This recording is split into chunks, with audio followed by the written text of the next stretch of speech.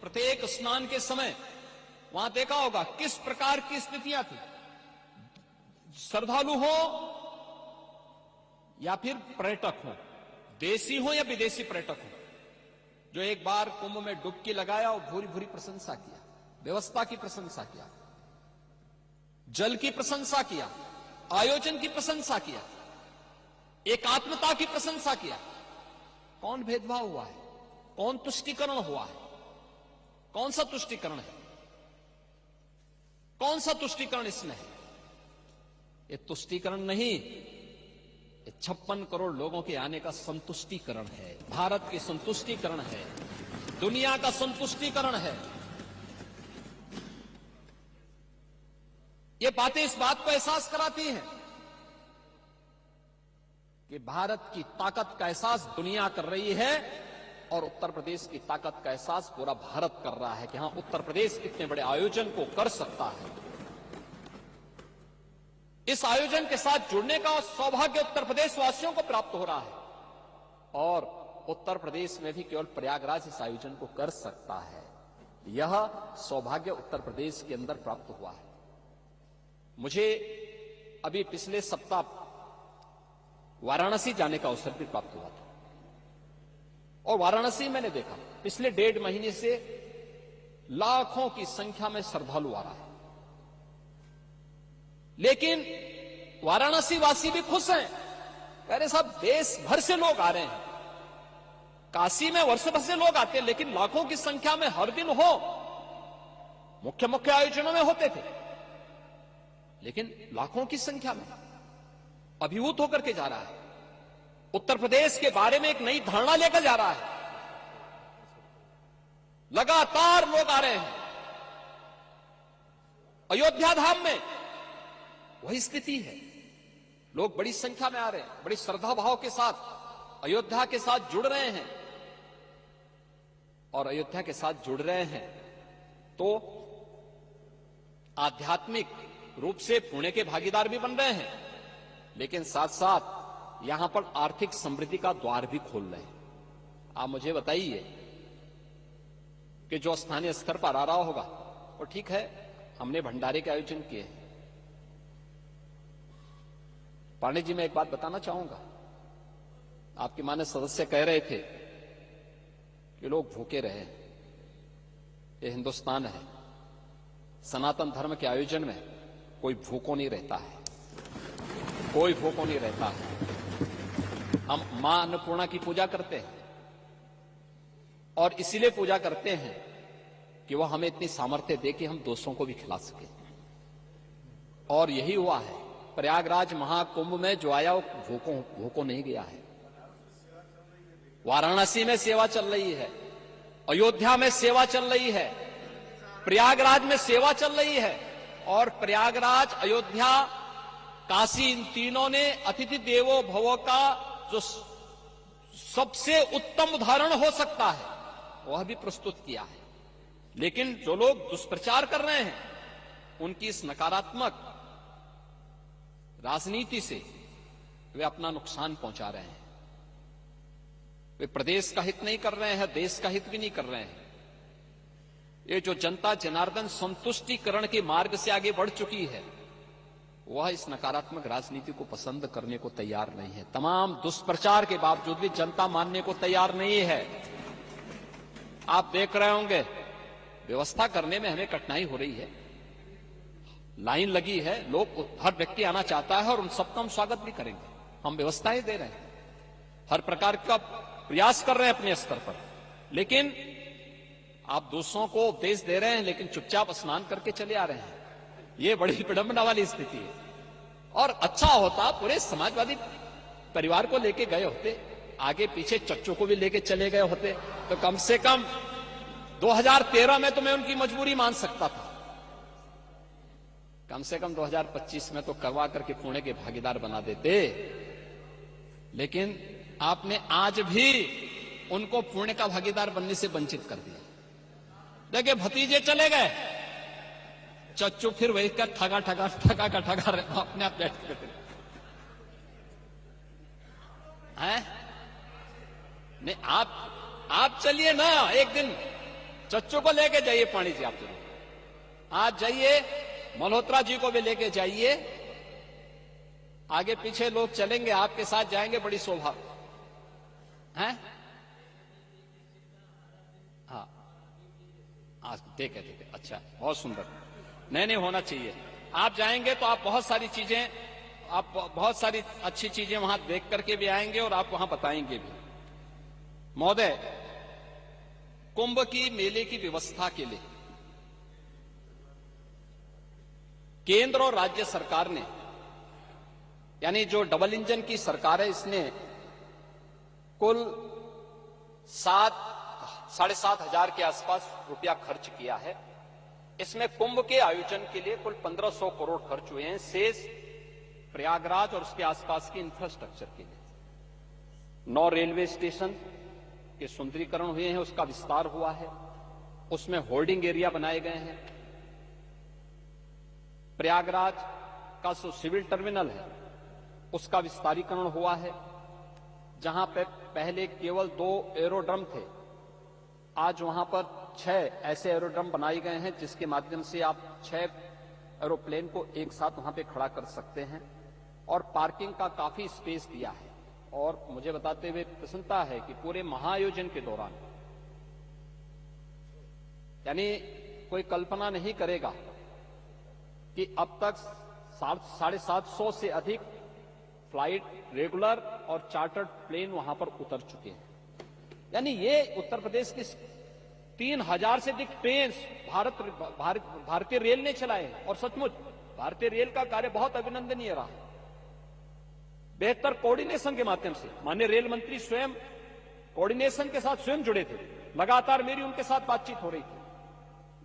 Railway board के अध्यक्षों या रेलवे के महाप्रबंधक या डीआरएम, अन्य स्तर के सभी अधिकारीगण पूरी तत्परता के साथ इस पूरे आयोजन के साथ, और लाखों की संख्या में जितनी ट्रेन मेला स्पेशल चलाने की आवश्यकता पड़ी प्रयागराज से उनके गंतव्य तक पहुंचाने के लिए, उन्होंने पूरा सहयोग इसमें किया है, जिससे आयोजन इतनी भव्यता के साथ, इतने दिव्यता के साथ आगे बढ़ पाया है। और इसको हम इस रूप में आगे बढ़ाने का काम कर पाए हैं, और सबके प्रयास लोकल प्रशासन के साथ मिलकर के कार्य आगे बढ़ाए गए हैं।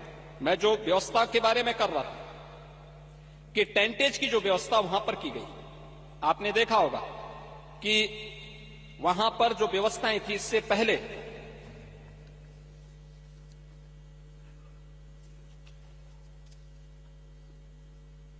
डेढ़ लाख से अधिक टेंट, 1.5 लाख से अधिक शौचालय,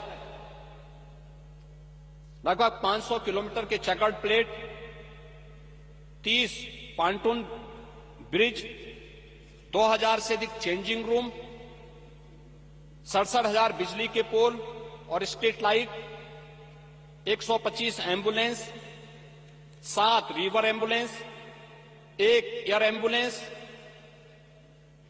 स्वच्छता के लिए 20,000 से अधिक सफाई जो कार्मिक हैं, ये सभी वहां पर लगाए गए हैं। टॉयलेट की सफाई की मॉनिटरिंग के लिए यहां पे गंगा दूत, 2,500 गंगा दूत लगाए गए हैं। घाट प्रबंधन के लिए भी सहयोग करने के लिए 5,000 कुंभ सेवा मित्र लगाए गए हैं। 10,000 अन्य कर्मचारियों को भी इस पूरी व्यवस्था के साथ जोड़ा गया है, और लगभग पूरी व्यवस्था में सुरक्षा के लिए, यातायात प्रबंधन के लिए उत्तर प्रदेश सरकार के 75,000 से अधिक पुलिस अधिकारी, प्रशासनिक अधिकारी, कार्मिक, पुलिस कार्मिक और अन्य लोगों को इस पूरी व्यवस्था के साथ वहां पे जोड़ा गया है। 2700 से अधिक सीसीटीवी कैमरे, 20 ड्रोन कैमरे और 6 लाख वाहन पार्किंग की व्यवस्था, जो मैंने आपको बताया कि 5,000 एकड़ से अधिक क्षेत्रफल में हमने केवल पार्किंग की व्यवस्था की है। इसके अलावा शुद्ध पेयजल की आपूर्ति के लिए 1250 किलोमीटर की पाइपलाइन भी वहां बिछाई गई। इसके अलावा अन्य तमाम प्रकार के कार्यक्रम, फायर सेफ्टी का हो, जल पुलिस का एक नया बेड़ा एसडीआरएफ के माध्यम से जल पुलिस को वहां पे प्राप्त हुआ है। जहां पे कुंभ के आयोजन के दौरान कोई भी ऐसी दुर्घटना को रोकने के लिए कार्य हो सके। सिंगल यूज प्लास्टिक को वहां पे रोकने का पूरा प्रयास किया गया है और अन्य तमाम प्रकार के आयोजन के साथ ही कुंभ आयोजन में पहली बार आर्टिफिशियल इंटेलिजेंस का चैटबॉट का भी प्रयोग किया गया है, जिसके माध्यम से कुंभ सहायक चैटबॉट 11 भाषाओं में संवाद की एक सुविधा भी उपलब्ध करवाई गई, जिसका आप इस सदन में विरोध कर रहे हैं। कुंभ में कितना लोकप्रिय है उसके बारे में आप कभी मैं इसके बारे में बताऊंगा। और गूगल के साथ एमओयू हुआ है, जिसमें सेक्टर के रास्ते हों या सांस्कृतिक कार्यक्रमों का पता लगाने, इन सब की सुविधा भी वहां पर की गई है। इसके साथ ही क्यूआर कोड जारी किए गए हैं। किसी को कोई परेशानी होती है तो उसके माध्यम से वह अपने गंतव्य तक पहुंचने में सफल हो सके, इसके लिए यह व्यवस्था भी दी गई है। और डिजिटल एक्सपीरियंस सेंटर भी बनाया गया। महाकुंभ से जुड़े हुए एक डिजिटल कुंभ एक्सपीरियंस सेंटर को भी वहां तैयार किया गया है। अस्पतालों में 6000 बेड्स की व्यवस्था की गई है। 360 बेड का मेला कुंभ स्थल पर और 25-25 बेड के 2 नए अस्पताल भी अरेल और जोशी में, 20-20 बेड के 2 अस्पताल और 10-10 बेड के अतिरिक्त अस्पतालों की स्थापना भी वहां पर की गई है। 3000 विशेष ट्रेन भारतीय रेल ने चलाए हैं, जिसके माध्यम से 13,000 से अधिक उनके फेरे प्रयागराज कुंभ की दिशा से वहां पर किए गए हैं। और उनके साथ साथ 10 स्थानों पर होर्डिंग एरिया भी उन सभी क्षेत्रों में बनाने के कार्य वहां पर किए गए हैं। ये सभी आयोजन वहां पर किए गए हैं। महोदय, इसके साथ ही अगर हम देखेंगे कि 2013 में जो प्रयागराज कुंभ में आने वाले श्रद्धालुओं की संख्या थी वो मात्र 12 करोड़ थी और 55 दिन के आयोजन में 12 करोड़। और उस समय की स्थिति के बारे में अगर मैं चर्चा करूं, यद्यपि ये चीजें कितना आवश्यक है मैं ये नहीं कह सकता, लेकिन फिर भी मैं आपसे कहना चाहूंगा कि –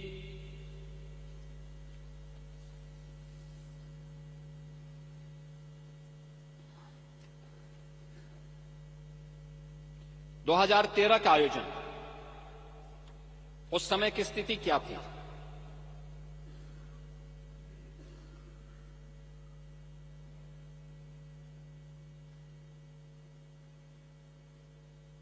उस आयोजन को उस दौरान एक हादसों के रूप में, अव्यवस्था के रूप में, भ्रष्टाचार के रूप में देखा गया था। और जो हावड़ की बात कर रहे हैं, प्रभारी मंत्री के साथ हावड़ में क्या हुआ था यह भी किसी से छुपा हुआ नहीं है। उनको एयरपोर्ट से ही वापस आना पड़ा था। उस समय जो बयान आए थे समाजवादी पार्टी के, उस समय उनके बयान आए थे, जो तत्कालीन सीएम ने बयान दिए थे। इन्होंने एक तो उस समय की तत्कालीन सरकार के रेल मंत्री पर आरोप प्रत्यारोप लगाने प्रारंभ किए थे। फिर यह भी कहा था, हम सभी जानते हैं कि घटना किसकी चूक से हुई है। उस समय एक बड़ी आग, अग्निकांड की घटना भी घटित हुई थी, वो अभी किसी से छुपी भी नहीं। महोदय, केक ने भी अपनी रिपोर्ट दी थी 2013 को। उन्होंने कहा था, केक ने,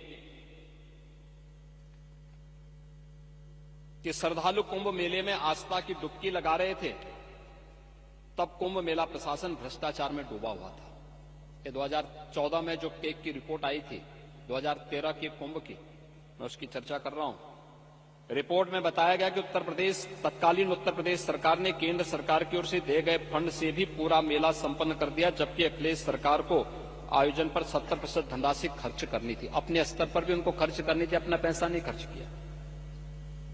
13 के कुंभ में इन्हें 1141 करोड़ 63 लाख रुपए केंद्र सरकार के खर्च हुए और वहीं मात्र 10 करोड़ 57 लाख रुपए राज्य सरकार ने खर्च किए। यानी पैसा ही नहीं दिया, आयोजन के लिए पैसा ही नहीं दिया। मेला शुरू होने तक 59% कार्य और 19% आपूर्ति कार्य ही, यानी आपूर्ति कार्य पूरे ही नहीं हुए थे। मेला प्रशासन ने 8.72 करोड़ रुपए से 2 घाटों का निर्माण कराया, जो कुंभ मेले के काम से संबंधित थे ही नहीं। 111 निर्माण कार्यों में से 81 में तकनीकी स्वीकृति नहीं ली गई। सड़क चौड़ीकरण करने का काम 57 करोड़ 41 लाख रुपए और उनकी मरम्मत में 46 करोड़ 68 लाख रुपए बिना काम का परीक्षण किए ही दे दिए गए और 9 करोड़ 1 लाख की सामग्री बिना जरूरत की खरीदी गई। मोबिलाइजेशन और मशीनरी के एडवांस भुगतान के अलावा 23 ठेकेदारों को 4 करोड़ 65 लाख रुपए सुरक्षित एडवांस देकर अनुचित लाभ पहुंचाया गया। ट्रैक्टर की लॉग बुक की जांच में पाया गया कि एक ट्रैक्टर एक ही समय में 2 स्थानों पर कार्य कर रहा था। 30 मजदूर एक ही समय में 2 स्थानों पर कार्य में दिखाए गए हैं। ट्रैक्टरों की आपूर्ति के अनुबंध में सभी टैक्स शामिल थे। इसके बावजूद 2 ठेकेदारों को सेवा कर का अलग से भुगतान किया गया। शौचालयों की कमी होने की वजह से एक दिन में औसतन 900 लोगों ने एक शौचालय का इस्तेमाल किया। कई स्थानों पर देखा गया कि पुरुष और महिला शौचालयों के बीच विभाजन दीवार भी नहीं थी। 50% कल्पवासियों को बीपीएल कार्ड उपलब्ध कराए गए। उनको भी राशन कार्ड तब मिले जब मेला की 4 पावन तिथियां बीत चुकी थी। उन्हें कम दरों पर खाद्य सामग्री उपलब्ध नहीं हो सकी। पेयजल के लिए लगाए गए नलों में हर हफ्ते पानी के नमूने ले जाने थे। 201 में से महज 6 नलकूपों में सिर्फ 6 नलों में ही नमूने ले गए। स्नान घाटों पर कपड़े बदलने के लिए कोई चेंजिंग रूम नहीं था। चेंजिंग रूम नहीं बनाए गए थे। कई पेंटून पुलों पर जल पुलिस और एम्बुलेंस की व्यवस्था भी नहीं थी। केकनी मेले में सड़क चौड़ी करने और सड़क की मरम्मत से लेकर घाटों के निर्माण तथा भीड़ के नियंत्रण करने के लिए बैरिकेडिंग करने के काम में भी भ्रष्टाचार पाया था। यह है 2013 की व्यवस्था। और जो लोग स्वयं दुर्व्यवस्था के लिए जाने जा रहे थे, उन लोगों ने कैसे इस पूरे आयोजन को बदनाम करने के लिए किया है, और मैं उसके बारे में भी आगे भी बताऊंगा। महोदय, ये हिमालयन इंस्टीट्यूट है प्रयागराज का। उन्होंने कुंभ मेले की व्यवस्था के बारे में 3 महत्वपूर्ण बातों की ओर इस बार ध्यान आकर्षित किया है। और जो बातें उन्होंने कही हैं कि आज प्रत्येक भारतीय के मानस पटल पर एक अनोखी जागृति आई है, और यह जागृति परम उदात्त और आध्यात्मिक शक्ति के ओत से कुंभ में आ रहे हैं। किंतु हम लोग ऐसी विशालता और भव्यता हमें नहीं दिखाई दी। अनंत विविधताओं को अपने में समेटे हुए यह कुंभ मेला अपने आप में अद्वितीय है। इस मेले में सभी राष्ट्रों, धर्मों और विचारधाराओं वाले लोग भाग ले रहे हैं और लाभान्वित हो रहे हैं। यह मेला प्रगति के पथ पर अग्रसर महान भारत देश की आध्यात्मिक संपत्ति और उसकी सर्वांगीण संस्कृत सभ्यता की आराधना स्वरूप है। दूसरा, उन्होंने कहा, समूचे विश्व के आध्यात्मिक जिज्ञासु तथा सामान्य मानव समाज कुंभ मेले के प्रति जागरूक हो गया है। यह कुंभ मेला भारत के अगाध आध्यात्मिक परंपराओं के मूल स्रोत दर्शित करता है और प्रदर्शित करता है कि अनोखी विधि विश्व की अनेक विचारधाराओं को नेतृत्व कर रही है।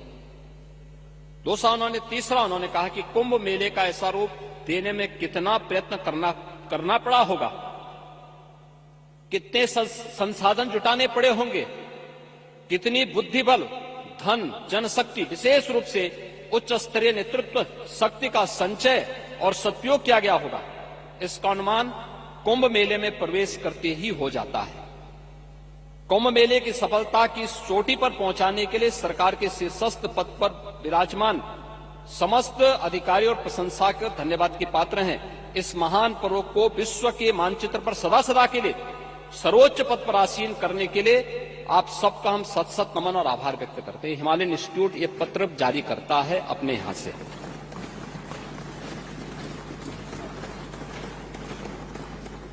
महोदय, मैं केवल एक बात कहना चाहूंगा, मुझे आरोप प्रत्यारोप नहीं करना है। जो लोग इस बात की चर्चा करते हैं कि हजारों लोग 29 की भगदड़ का शिकार हुए, उनको 1954 के कुंभ को भी देखना चाहिए। 1954 800 से अधिक श्रद्धालुओं की मौत हुई थी और यह दुर्भाग्यपूर्ण घटना तब हुई थी जब तत्कालीन प्रधानमंत्री और तत्कालीन महामहिम राष्ट्रपति एक दिन पहले इस महाकुंभ में भागीदार बने थे। 1976, 1974 और 1986 के कुंभ के आयोजन में सैकड़ों लोगों की मौत हुई थी। वो आज हमें आईना दिखाने का काम कर रहे हैं। वे लोग आज इस महाआयोजन पर प्रश्न खड़ा कर रहे हैं। महोदय, वीआईपी कल्चर की बात वो करते हैं जो मुंह पे चांदी का चम्मच लेकर के ही पैदा हुए हैं, जीवन भर जिन्होंने वीआईपी सुविधा ली है। अगर थोड़ी सी वीआईपी सुविधा इधर उधर नहीं कि जमीन आसमान को एक कर लेते हैं। वे प्रयागराज महाकुंभ में वीआईपी कल्चर अगर कुंभ में होता तो आप मुझे बताइए 56 करोड़ लोग इन 38 दिनों में, इन 37-38 दिनों में क्या त्रिवेणी में आस्था की पावन डुबकी लगा पाते? समाजवादी पार्टी के माननीय सदस्य का यह कहना कि अमृत स्नान नहीं हुआ है या मुहूर्त के अनुसार नहीं हुआ है, अच्छी बात है कि अब आप मुहूर्त भी देखने लग गए। ये अच्छी बात है कि आप लोग मुहूर्त देखने लग गए हैं, लेकिन सच्चाई ये है कि मौनी अमावस्या के दिन जब ये दुर्भाग्यपूर्ण घटना घटित हुई तो उस समय प्रयागराज के अंदर मेला क्षेत्र में ही 5 करोड़ से अधिक श्रद्धालु था। प्रयागराज सिटी पूरी तरह पैक थी। जिस सिटी की क्षमता ही 25 करोड़ जनसंख्या को अपने अंदर समाहित करने की हो, वहां अगर 25 लाख की जनसंख्या को अपने अंदर समाहित करने की हो, अगर वहां 2 करोड़ लोग आएंगे तो थोड़ा सुविधा तो होगी। और ये 2 करोड़ लोग प्रयागराज सिटी और उसके अगल बगल के क्षेत्र में थे। सरकार ने 24 घंटे पहले से इस प्रकार की व्यवस्था भी दी थी। एक दिन पहले ही जौनपुर, मिर्जापुर, भदोई, चित्रकूट, महोबा, फतेहपुर, कौसांबी, प्रतापगढ़, इन सभी जनपदों में होर्डिंग एरिया बना करके वहां पे पार्किंग स्पेस दे करके श्रद्धालु जनों को रोका था। और महोदय, लगभग 2 लाख बसेज वहां पे रोकी गई थी। यानी लगभग 2 करोड़ श्रद्धालुओं को हम लोगों ने इन क्षेत्रों में पहले दिन ही रोका हुआ था। और मैं धन्यवाद दूंगा कि स्थानीय प्रशासन ने भी और स्थानीय जनता ने भी, उत्तर प्रदेश वासियों ने आतिथ्य सेवा का उत्कृष्ट उदाहरण प्रस्तुत किया। इन जनपदों में लगातार 24 घंटे तक, यानी एक दिन पहले 28 जनवरी को 5 करोड़ श्रद्धालुओं ने वहां स्नान किया महाकुंभ में। और भीड़ के उस प्रेशर को हम देख रहे थे। एक एक क्षण पूरा प्रशासन, पूरा शासन इसमें लगा रहा, एक एक क्षण लगा रहा। एक स्पेस की अपनी सीमा होती है, धरती की अपनी सीमा है, वो असीमित नहीं है। आरोप प्रत्यारोप लग सकते हैं और इसीलिए 28 तारीख को 28 जनवरी की सायकाल को ही हम लोगों ने इन जनपदों में होर्डिंग एरिया बना करके उन्हें रोकने का कार्य किया था कि आप यहां पे रुकेंगे। और मैं अभिनंदन करूंगा उन सभी श्रद्धालुजनों का, उन पूज्य संतों का, जिन्होंने उसमें प्रशासन और शासन की व्यवस्था में भरपूर सहयोग किया। 24 घंटे वे सभी श्रद्धालु वहां रुके रहे और किसी ने भी उतावलापन नहीं दिखाया। बहुत शांतिपूर्ण तरीके से वे लोग वहां रहे। 29 की रात्रि में दुर्भाग्यपूर्ण घटना घटित होती है और 1:10 से लेके 1:30 बजे के बीच में घटना घटित होती है, जब संगम नोच के पास अचानक अत्यधिक प्रेशर होने के बाद बैरिकेड्स टूटती हैं और बहुत सारे श्रद्धालु उस एरिया में आते हैं जहां पे एक प्रकार का होर्डिंग एरिया जो था वहां घुस जाते हैं। वहां पहले से बैठे हुए श्रद्धालुओं के ऊपर वे अचानक गिरते हैं और उसके बाद तब ये दुर्भाग्यपूर्ण घटना फिर वहां घटना घटित होती है, जिसमें 30 श्रद्धालु, जिसमें 66 श्रद्धालु उसकी चपेट में आए थे, जिन्हें तत्काल हॉस्पिटल पहुंचाया गया, जिसमें से 30 श्रद्धालु की मौत हुई। 36 श्रद्धालु, जिनमें 36 श्रद्धालु वहां पे स्थानीय मेडिकल कॉलेज में भर्ती किए गए। 30 में से 29 की पहचान हुई। उनके परिवारजनों ने बकायदा, क्योंकि कोई इस आयोजन के साथ जुड़ता है तो एक परंपरा होती है, लोगों की अपनी आस्था होती है, वो लोग ये मानते हैं, वो कहते हैं साहब पोस्टमार्टम मत करिए, घटना घटित हो गई है, हमारे साथ केवल एक हम पंचनामा बनाना चाहते हैं। उनकी रजामंदी की, और ये जो भी कार्य हुआ है ये मजिस्ट्रेट के सामने, पुलिस के सामने, प्रशासन के सामने, परिवारजनों के सामने उनकी बॉडी को वे लोग लेके गए। एक की पहचान नहीं हो पाई, उनका डीएनए प्रिजर्व किया गया, उनका अंतिम संस्कार लोकल स्तर पर प्रशासन ने किया। 36 श्रद्धालु में से 35 को उनके परिजन लेके चले गए। एक श्रद्धालु अभी वहां पे उपचाराधीन है और स्थानीय मेडिकल कॉलेज में उनका उपचार चल रहा है। महोदय, ये घटना वहां की थी, लेकिन अक्सर होता है, भगदड़ होती है, अव्यवस्था फैलती है, भगदड़ की स्थिति पैदा होती है, लेकिन वहां पे तत्काल पुलिस ने भी और उसके लिए लगाई गई एजेंसियां भी, उन्होंने जब रेस्क्यू प्रारंभ किया तो ग्रीन कॉरिडोर बनाने में श्रद्धालु जनों ने ही उसमें मदद की थी और श्रद्धालु जनों ने मदद करके ग्रीन कॉरिडोर बनाकर के एम्बुलेंस को वहां पहुंचाने और पहुंचाने के साथ साथ उनको हॉस्पिटल पहुंचाने में अपना योगदान भी दिया। हॉस्पिटल से फिर मेडिकल कॉलेज ले जाने में योगदान दिया, जिसमें एक दुर्भाग्यपूर्ण घटना घटित हुई। हम उस जन दबाव को देखें जो समय वहां रहा होगा। 5 करोड़ की आबादी में, 5 करोड़ की भीड़ के बीच रेस्क्यू करना, उन्हें ले जाना, और इस प्रकार के अलग अलग क्षेत्रों में भी दिन भर दबाव बनते रहे, क्योंकि कुछ लोगों को वहां से निकालना, कुछ लोगों को फिर नए लोगों को वहां लाने की व्यवस्था करना, और इस व्यवस्था में अलग अलग स्थानों, फिर प्रयागराज के अंदर अलग अलग जगहों पर और भी अन्य स्थानों पर कुछ प्रेशर पॉइंट बने थे। कुछ लोग घायल हो रहे थे, जिसमें से लगभग 30-35 के आसपास लायक लोग घायल अन्य स्थानों पर भी हुए। उन्हें भी हॉस्पिटल पहुंचाया गया। उनमें भी 7 लोगों की मौतें हुई हॉस्पिटल ले जाते समय या हॉस्पिटल में। लेकिन ये घटना इस रूप में नहीं प्रदर्शित होनी चाहिए कि अलीगढ़ की घटना को भी हम प्रयागराज महाकुंभ के साथ जोड़ें, झारखंड की घटना को भी इसके साथ जोड़ें, नेपाल की घटना को भी उसके साथ जोड़ें, या अभी 4 दिन पहले प्रयागराज में ही एक ट्रोला और एक बेलोरो के बीच में मुठभेड़ होती है और उसमें 10 श्रद्धालुओं की दुर्भाग्यपूर्ण मौत होती है।